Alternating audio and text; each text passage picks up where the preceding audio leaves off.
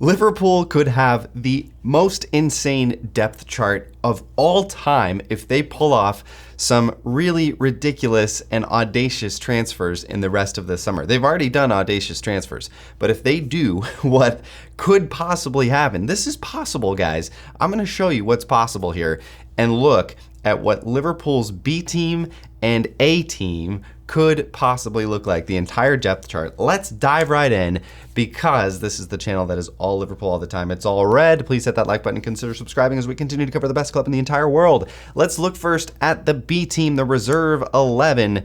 There's going to be a couple names on here that Liverpool would need to sign to make this happen. So first and foremost, we've got Mamardashvili at the back. We've got Joe Gomez, who I think is going to stay and going to be kind of a crucial piece for this team, as kind of that use him anywhere on the back line. And Joe Gomez, possibly, maybe he's strengthened this summer and come back from injury, and maybe he'll get possibly close to a full season in. Joel Hato, I think Liverpool should and will bring this guy in. He's just another really versatile defender on the back line. Then you'll notice I've got Frimpong not in the A team. He is on the B team, and I think he's going to provide cover on that right side. More on that later. Frimpong and Gomez, now you can see where they are going to be kind of the right back, the second and third options for right back. You've got Andy Robertson on the other side, with Joel Hato covering that left back position as well on the B team. Then let's go to the midfield. We've got Endo and Jones kind of being the second double pivot option there for arneslot. And yes, Trey Nyoni is third in line for both of those positions. I think he's ready to get first team football this season, probably in the Carabao Cup, maybe in the FA Cup.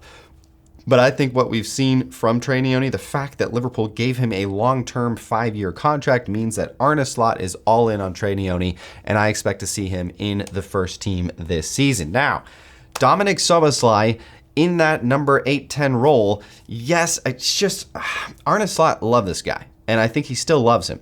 But where does Szoboszlai fit into the starting 11? It's just hard to see with Florian Wirtz now in there. I think, with any of these positions, the fact that Liverpool could possibly have this much depth is absolutely insane. I think arneslot is actually going to go for the quad, and I think he could actually do it with this squad. On the left, yes, it's Gakpo, not in the starting 11. He is the first option off the bench on that B team. And then, yes, indeed, Rio Gamoa. I think, again, just like Trey Nyoni, I think this kid is ready for first team football. I want him in and around the first team in training and for the matches. I think you could see Rio Gamoa get some late minutes in Premier League matches when maybe Liverpool are up by 2 or 3 goals. Put that kid in, let him get that experience, and I think it would be I think he's ready. I think he's an absolutely dynamic talent. On the right wing, we've got, yes, Jeremy Frimpong again. I think he's going to be the first choice after Mo Salah on that right wing, and then I think Dominic Szoboszlai as well can fill in on that right wing. We've seen him do that for his national team, and I think he'd do a great job there as well. So this is looking really good. Now, this is where the shock comes in. Are you ready? Hugo Ekitike is not Liverpool's first choice striker in this scenario, and I'm going to show you exactly why. So, from a B team perspective, that is really, really good. A very, very good kind of second 11 with some options behind it.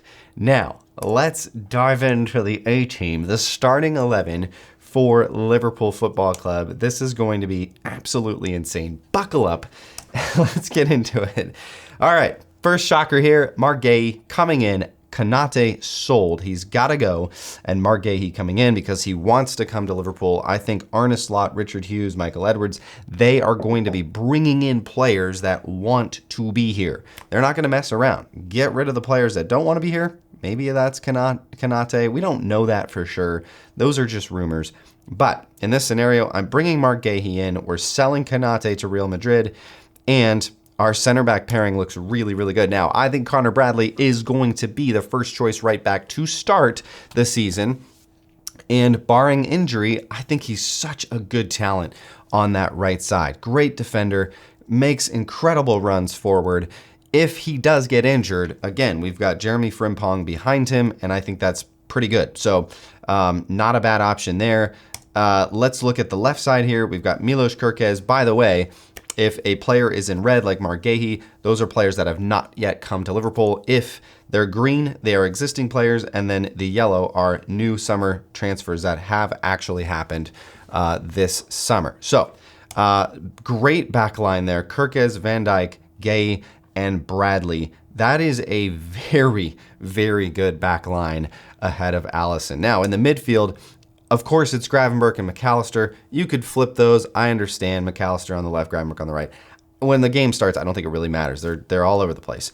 And Gravenberch really kind of sits deeper in that number 6 role. So this was the Premier League's best midfield duo last season. I expect them to be even better this season. Two really rising stars. I mean, they're young talents. They're not yet in their prime.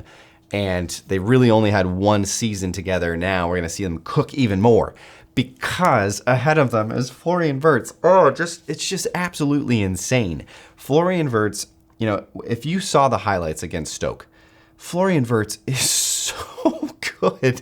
It's going to be so ridiculous this season with him. Oh my goodness, he is such an incredible talent. You've probably seen what he did at Leverkusen, but you are not going to believe what he is able to do in an arneslot Liverpool side that is just absolutely loaded, top to bottom, with ridiculous talent. Because I'm bringing in Rodrygo from Real Madrid. We've sold Konate, we've sold Trent to them. They're going to give us Rodrygo, and he is going to be our starting left winger. Maybe not on day one. If he comes in later in the summer transfer window, you're probably seeing Gakpo there to start, but I think Rodrygo cements his place on the left wing. And this guy would be excellent because he can play anywhere on that front line. He can fill in for Mo Salah during AFCON. If our striker gets injured, he can play up top. This guy would be an incredible asset across that front line. But Mo Salah, of course, is retaining that right wing spot, of course, signed a 2-year deal this summer, and the world's best player from last season, I think, should be Ballon d'Or, but whatever. I think Mo Salah is going to absolutely cook because he's going to be playing alongside Alexander Isak. That's right. We're bringing in Isak. It's an absolutely ridiculously audacious move for Liverpool, but it's going to happen. No, I don't know that it's 100%, but I actually do. I'm leaning towards Isak actually coming in this window. I think it's ridiculous, but I think it could actually happen. The rumors are getting louder and louder that he is not happy at Newcastle. He wants to leave. And I think Liverpool are really his only option. I think Liverpool can go and get him. And there's going to be another video on how Liverpool are going to afford all this crazy stuff. But it's possible. And when you look at this team, this is absolutely insane. This is an all-timer team, like one of the best starting 11s you'll ever see in world football. And I think they could go on to win the quad because of the depth. When you've got a player like Dominic Szoboszlai, you think about the last 2 years, when he does not start matches and he's fit, when Liverpool go down a goal and they bring Szoboszlai on, it just changes the entire match. He's like, Dad's here. Now time to shore up. We're gonna go score a goal or two and win this match. This is the type of depth that changes trajectories for maybe this generation of Liverpool. So I think it's really interesting, and let's look at sales versus incomings, because you look at these side by side, and I think it's actually you start to see how credible and how this actually could happen. Here's the sales. You got Diaz, Nunez, Elliott, Gerald Kwanzaa, Bajcetic, Doe, Chiesa, Kelleher, Tsimikas, Trent, and Nat Phillips. Those are the outgoings. So you've just raised £276 million from selling, 11 players or whatever, 10, 11 players.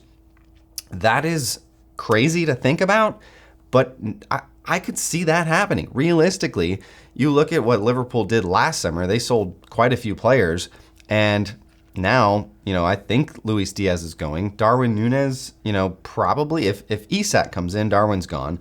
Harvey Elliott, definitely leaving. There's just no place for him in Arne Slot's team. And then you go down the list, and yeah, of course. I mean, some of these are already gone.